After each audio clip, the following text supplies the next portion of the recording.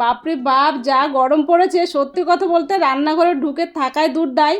আর এই গরমে বেশি তেল মশলা ঝামেলা রান্না করা একদম মন চাইছে না। তাই ভাবলাম হাতের কাছে যখন ঝিঙে আর আলু আছে, সেটা দিয়ে একটা শান্তির খাবার বানিয়ে নিই। একদম ঝটপট ঝামেলাবিহীন একটা রান্না। চলো তাহলে রান্নাটা করা যাক। প্রথমে ঝিঙেগুলো খোসা ছাড়িয়ে লম্বা লম্বা করে কেটে ধুয়ে রাখলাম। আলুগুলো কেটে রাখলাম একটু বড় বড় করে। কড়াই সর্ষের তেল দিলাম, কালো জিরা ফোড়ন দিলাম, সঙ্গে সঙ্গে দিয়ে দিলাম আলু, কারণ আলু একটু বেশি সময় নেয় সেদ্ধ হতে। আলু হালকা ভাজা হয়ে এলে দিয়ে দিলাম ঝিঙে। ঝিঙে থেকে যে স্বাভাবিক জল বেরোবে সেটা দিয়ে কিছুক্ষণ ভাজবো। তারপরে 1 চামচ লঙ্কা বাটা আর সর্ষে বাটা দিলাম। খুব বেশি কষাতে নেই, তা না হলে সর্ষেটা তিতো হয়ে যেতে পারে। পরিমাণ মতন জল দিয়ে দিলাম ঝোলের জন্য। এবারে আমি দিয়ে দেবো স্বাদ মতো লবণ আর চিনি।